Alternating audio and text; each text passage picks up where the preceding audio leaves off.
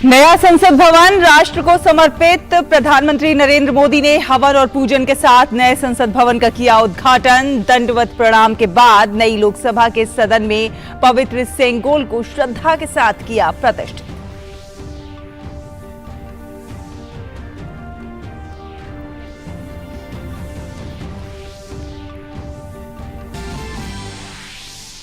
प्रधानमंत्री नरेंद्र मोदी ने नए संसद भवन से वित्त मंत्रालय द्वारा तैयार किए गए 75 रुपए के विशेष सिक्के किए जारी। प्रधानमंत्री ने नए संसद भवन से स्मारक डाक टिकट भी किए जारी। नए संसद भवन में उद्घाटन के बाद प्रधानमंत्री नरेंद्र मोदी ने संबोधित करते हुए कहा कि ये नया भवन हमारे स्वतंत्रता सेनानियों के सपने को साकार करने का बनेगा साधन। ये नया भवन आत्मनिर्भर भारत के सूर्योदय का बनेगा साक्षी। ये नया भवन विकसित भारत के संकल्पों की सिद्धि होते हुए देखेगा। नया संसद भवन के उद्घाटन के उत्सव पर राष्ट्रपति द्रौपदी मुर्मू और उपराष्ट्रपति जगदीप धनखड़ ने दिया संदेश। राष्ट्रपति ने संदेश में कहा, संसद के नए भवन के उद्घाटन का ये अवसर भारतीय इतिहास में स्वर्णाक्षरों में रहेगा दर्ज।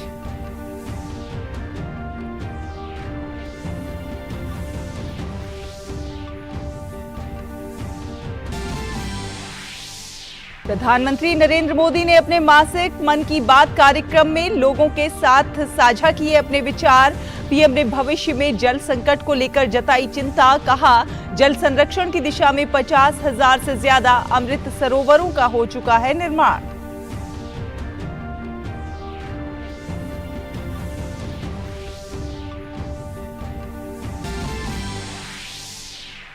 स्वतंत्रता संग्राम सेनानी वीर सावरकर की जयंती आज। रक्षा मंत्री राजनाथ सिंह और गृह मंत्री अमित शाह समेत तमाम नेताओं ने दी सावरकर को श्रद्धांजलि।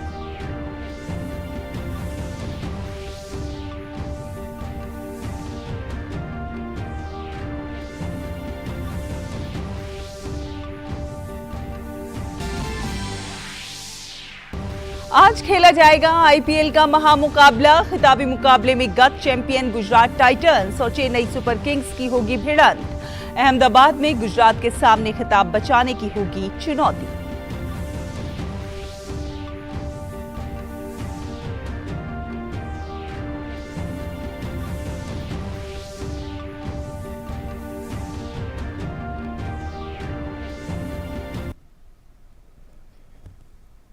नमस्कार, डीडी न्यूज देख रहे हैं आप और आपके साथ मैं हूं शहला निगार। देश को आज लोकतंत्र का नया मंदिर मिल गया है।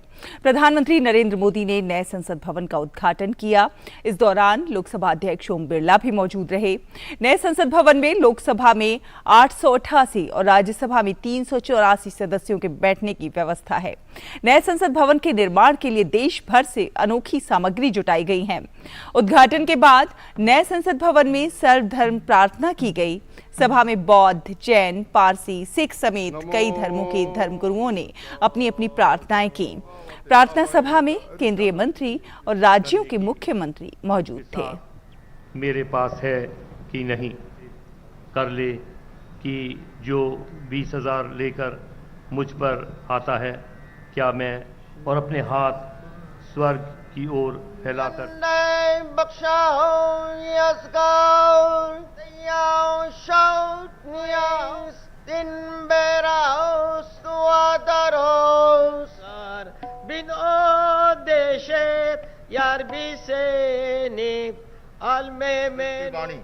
नमो अरहंताणम, नमो सिद्धाणम, नमो आयरियाणम, नमो वज्जायाणम, नमो लिपन्नतम, धम्मम शरणम पवज्जामि, धम्मो मंगलमुक्कीठम, अहिंसा संयमो तवो, देवावि काले संतिखै अपगमप्पैणम, जेयम किणम कत्तम, जो पुब्बरत्तावर ला ततगौ फिल मीज़ान व अकीमुल वज़न बिल क़िस्त वला। गोज कथा तेह गीत नाद अघारेर संगा, मुकुरैव भावशिद चेतः। तेरे पाणे सरबत दा भला, नानक नाम चढ़ दले। संसद भवन के उद्घाटन समारोह के मौके पर हवन और पूजन से हुई शुरुआत। इस दौरान पूरे वातावरण में मंत्रों की आवाज गूंजती रही।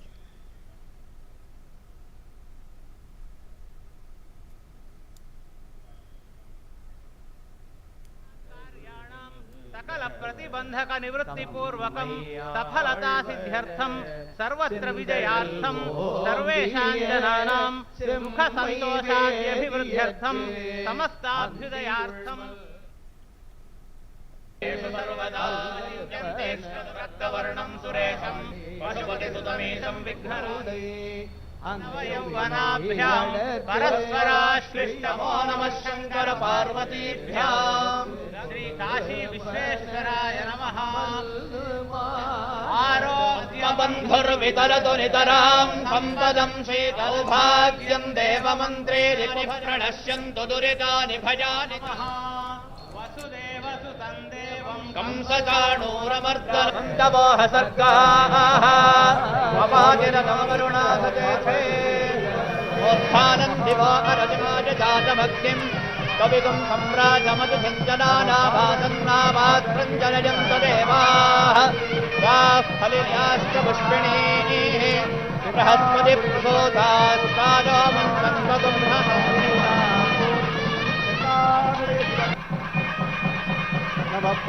सप्तपदगिरं नमाहुतिमुत्तमाञ्जुहोति सर्वं वै पूर्णाहुतिः अस्यामेव प्रतिष्ठति वसोद्धाराञ्जुहोति वसोर्मेधारा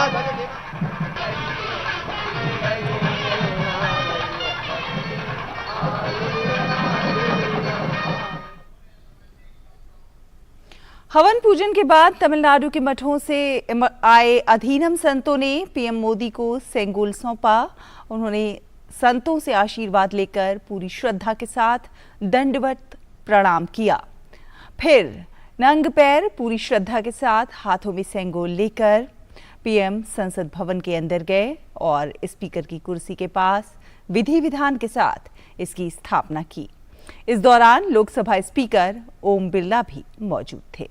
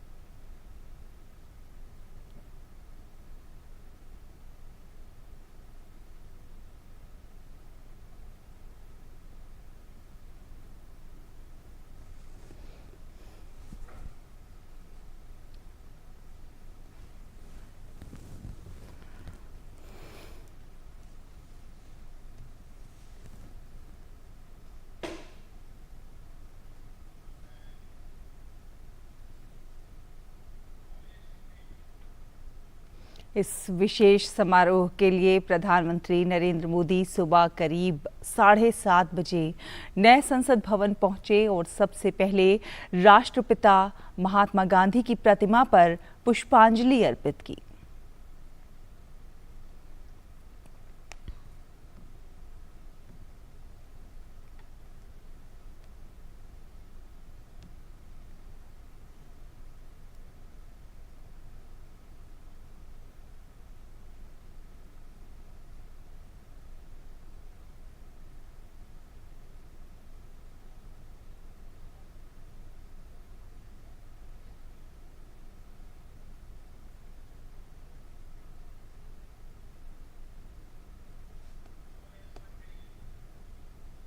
प्रधानमंत्री नरेंद्र मोदी ने नए संसद भवन के उद्घाटन के बाद भवन के निर्माण में काम करने वाले श्रमिकों को सम्मानित किया।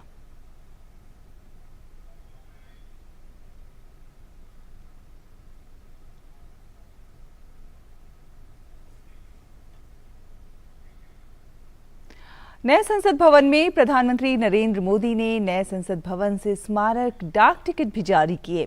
वित्त मंत्रालय द्वारा तैयार किए गए 75 रुपए के विशेष सिक्के भी जारी किए गए। ये सिक्का भारत की आजादी के 75 साल पूरे होने के महत्व को दर्शाता है।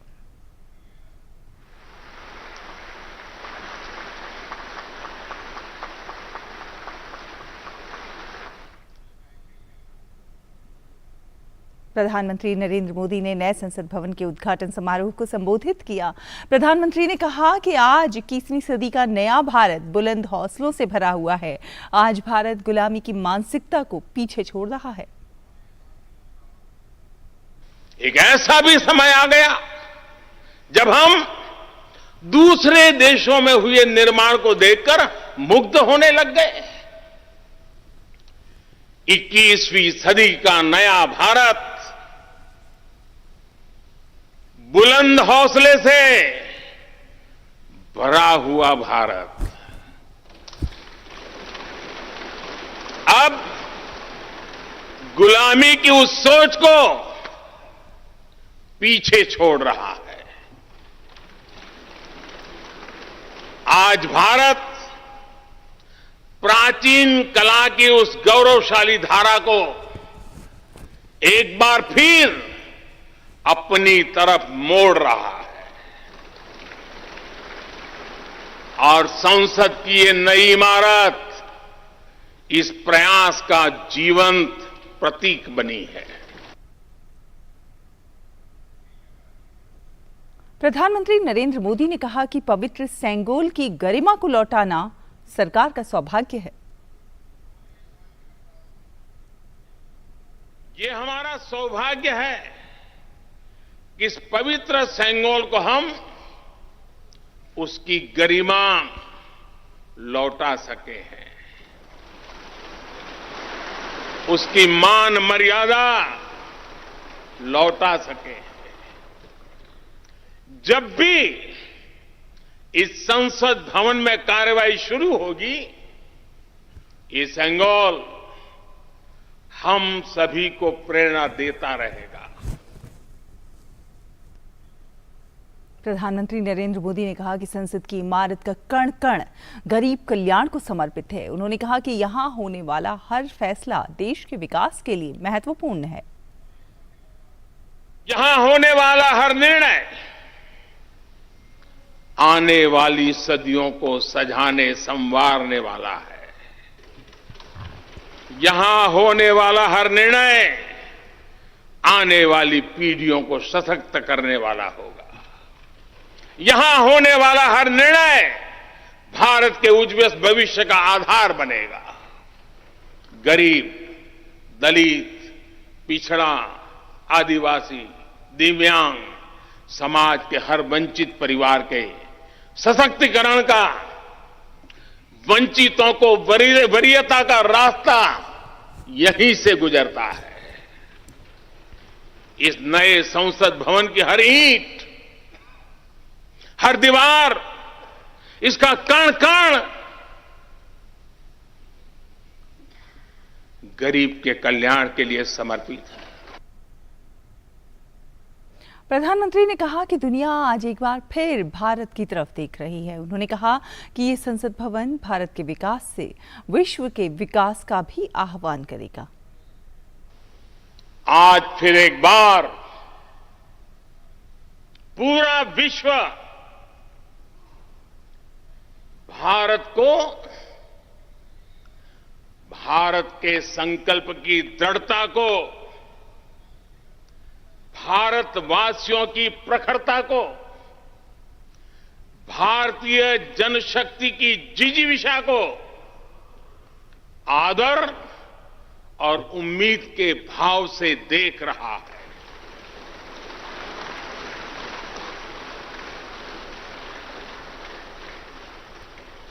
जब भारत आगे बढ़ता है तो विश्व आगे बढ़ता है।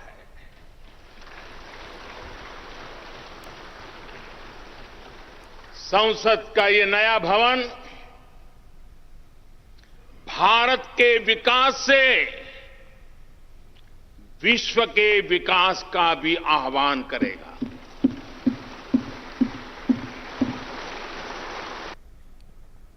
नए संसद भवन के उद्घाटन के अवसर पर राष्ट्रपति द्रौपदी मुर्मू ने अपने संदेश में कहा कि संसद के नए भवन के उद्घाटन का यह अवसर भारतीय इतिहास में स्वर्णाक्षरों में दर्ज रहेगा। नए संसद भवन का उद्घाटन हमारी विविधता को भारत भूमि के सबसे उत्तरी छोर से दक्षिणी बिंदु तक, पूर्वी सीमा से पश्चिमी तट रेखा तक रहने वाले सभी देशवासियों के लिए गौरव और अतुलनीय आनंद का अवसर है।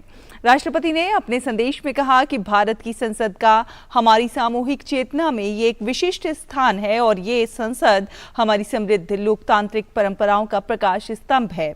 नए संसद भवन में राष्ट्रपति द्रौपदी मुर्मू के इस संदेश का पाठ राज्यसभा उपसभापति हरिवंश ने राष्ट्रपति की ओर से किया। संसद के नए भवन के उद्घाटन का यह महान अवसर भारतीय इतिहास में स्वर्णाक्षरों में दर्ज रहेगा। इस अवसर पर यह संदेश प्रेषित करते हुए मुझे अपार प्रसन्नता हो रही है। नए संसद भवन का उद्घाटन हमारी विशाल और विविधतापूर्ण भारत भूमि के सबसे उत्तरी छोर से दक्षिणी सिरे तक, पूर्वी सीमा से पश्चिमी तट रेखा तक रहने वाले सभी देशवासियों के लिए गौरव व अतुलनीय आनंद का अवसर है। और उपराष्ट्रपति जगदीप धनखड़ ने नए संसद भवन के उद्घाटन के मौके पर अपना संदेश दिया। उपराष्ट्रपति जगदीप धनखड़ ने अपने संदेश में नए संसद भवन को देश को समर्पित होने पर बधाई दी। उपराष्ट्रपति ने कहा कि अमृत काल में बना नया संसद भवन आगे भी हमारी तेज प्रगति का साक्षी रहेगा। नए संसद भवन में उपराष्ट्रपति जगदीप धनखड़ के इस संदेश का पाठ राज्यसभा उपसभापति हरिवंश ने किया। भारतीय लोकतंत्र की अभूतपूर्व विकास यात्रा की इस महत्वपूर्ण ऐतिहासिक घड़ी और गौरव क्षण में पूरे देश को हार्दिक बधाई देते हुए मुझे अपार खुशी है। हमारा मौजूदा संसद भवन आजादी मिलने से आज दुनिया की एक बड़ी ताकत के रूप में भारत की पहचान बनने तक की ऐतिहासिक यात्रा का गवाह है। मुझे पूरा यकीन है कि इस अमृत काल के दौर में बना नया संसद भवन आगे भी हमारी तेज प्रगति का साक्षी रहेगा। फिलहाल यहाँ एक छोटा सा ब्रेक के उस पार कुछ और खबरें होंगी। आप देखते रहिए डीडी न्यूज। आपकी जिंदगी में कौन जीतता है, दिल या दिमाग? दिमाग समझा रहा है घी तेल कम खाओ, तंदुरुस्त रहोगे, पर दिल ललचा रहा है। अंकल जी रोज पराठे दबाते हैं, कुछ नहीं हुआ। दिमाग मनाता है कल को ऐसी बीमारियां हो गई कुछ खा ही ना पाओ तो क्या फायदा, इसलिए आधे लड्डू से काम चलाओ। पर दिल जिद करता है खाऊंगा तो पूरा ही। इसलिए सोचिए आपकी जिंदगी में हर दिन कौन जीतता है, क्योंकि तंदुरुस्ती दिल से ज्यादा दिमाग का खेल है। आज से ही खाने में चीनी, नमक और तेल कम कीजिए।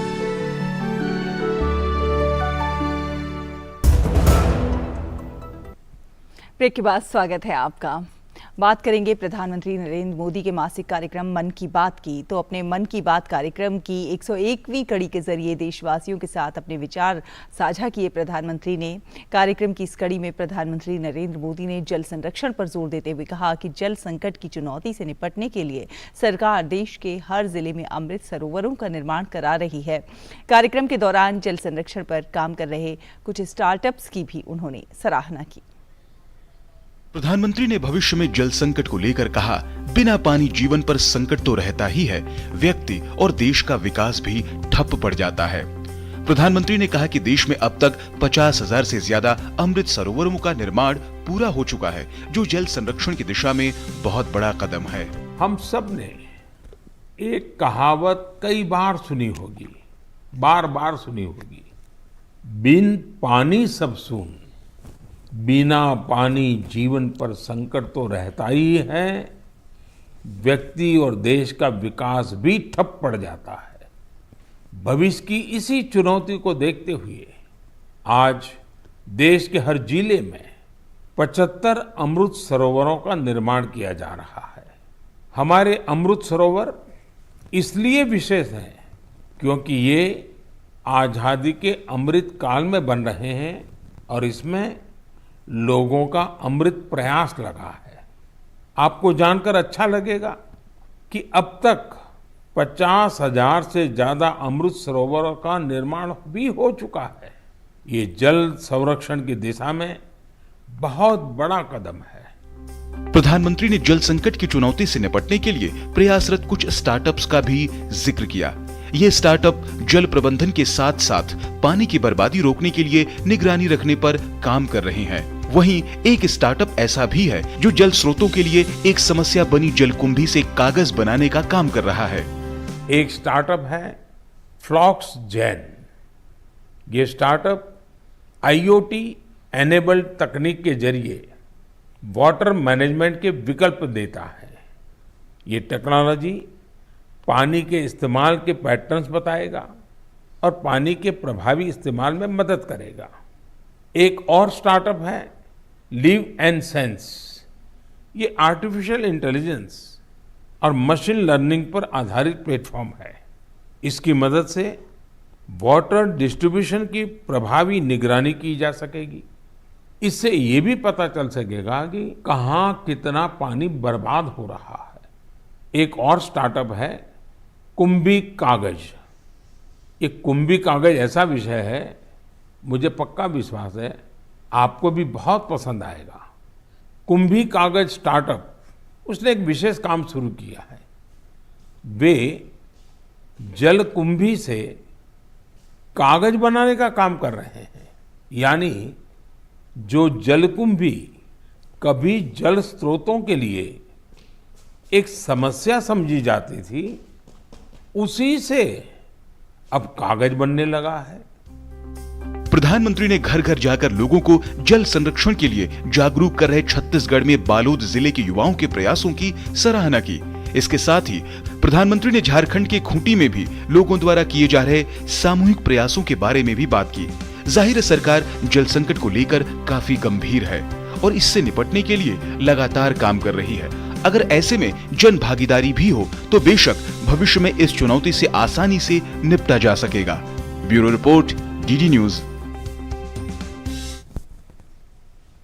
और आज स्वतंत्रता संग्राम के महानायक वीर सावरकर की जयंती है और आज नए संसद भवन का उद्घाटन भी हुआ है और इस मौके पर प्रधानमंत्री नरेंद्र मोदी ने लोकतंत्र के नए मंदिर में वीर सावरकर को श्रद्धांजलि दी।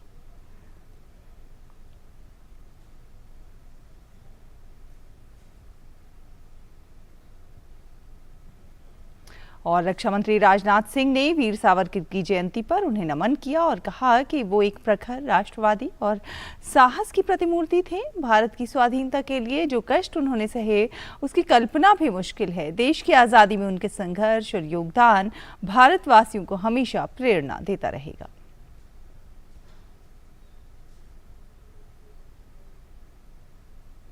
गृह मंत्री अमित शाह ने भी वीर सावरकर की जयंती पर उन्हें नमन किया है। अपने ट्वीट में अमित शाह ने कहा कि अपने विचारों से असंख्य भारतीयों के हृदय में देशभक्ति का दीप प्रज्वलित करने वाले उत्कृष्ट राष्ट्रभक्त वीर सावरकर जी की जयंती पर उनके चरणों में कोटि कोटि नमन। वीर सावरकर जी की देशभक्ति, त्याग और समर्पण वंदनीय है और युगों युगों तक देशवासियों को प्रेरणा देने का काम करता रहेगा।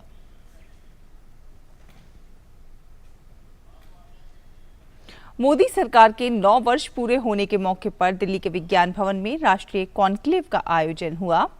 देखते हैं लोगों की क्या कुछ प्रतिक्रिया रही हैं।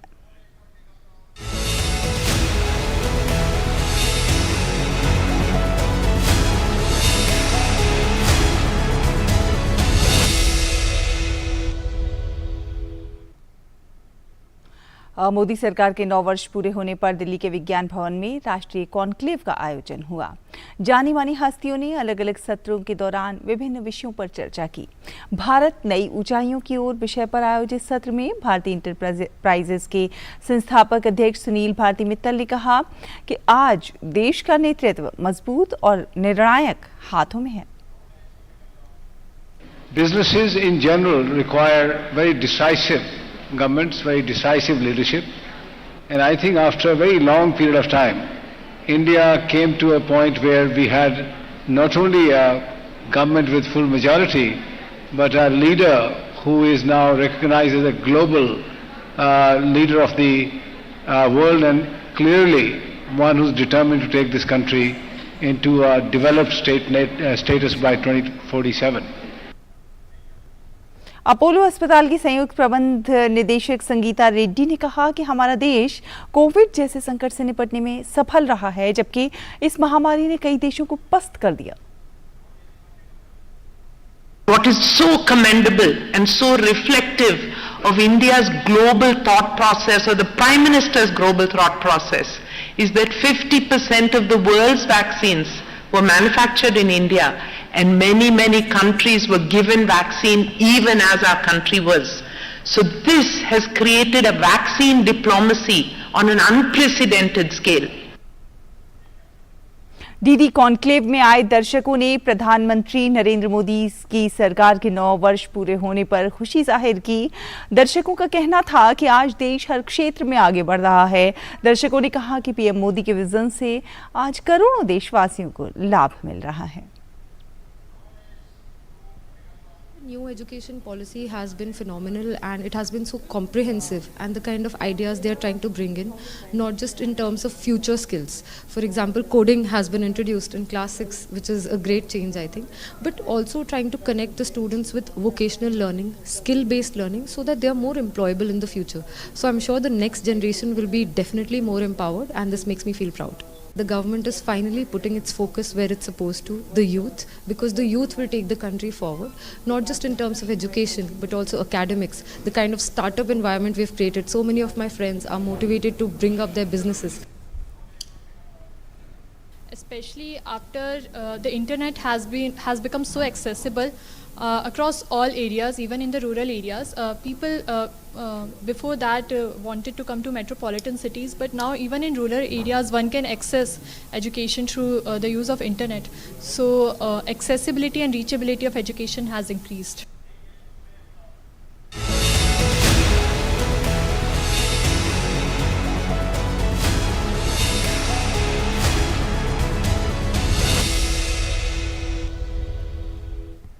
तो इस पूरे सत्र का प्रसारण आप देख सकते हैं आज शाम 6 बजे डीडी न्यूज़ पर। और खबरों में आगे बढ़ते हैं, बात खेल के मैदान से। इंडियन प्रीमियर लीग 2023 का फाइनल मुकाबला चेन्नई सुपर किंग्स और गुजरात टाइटंस के बीच आज खेला जाएगा। गुजरात लगातार दूसरी बार फाइनल में पहुंची है। पिछले सीजन में गुजरात की टीम ने खिताबी जीत हासिल की थी। ऐसे में अब उसके पास सीएसके के खिलाफ अपने खिताब को बचाने की चुनौती है। गुजरात ने दूसरे एलिमिनेटर मैच में मुंबई को हराकर फाइनल में अपनी जगह पक्की की है। मैच में गुजरात के लिए शुभमन गिल ने बेहतरीन शतकीय पारी खेली, तो वहीं सीएसके के लिए टॉप ऑर्डर के बल्लेबाज और गेंदबाजी भी पूरे सीजन में दमदार रही है। सीएसके ने शुरुआत के कुछ मुकाबलों के बाद से ही अपने अंतिम 11 में बदलाव नहीं किया है। इसी के साथ इस बुलेटिन में फिलहाल इतना ही, लेकिन डीडी न्यूज़ पर खबरों का सफर लगातार जारी है। आप देखते रहिए डीडी न्यूज़। नमस्कार।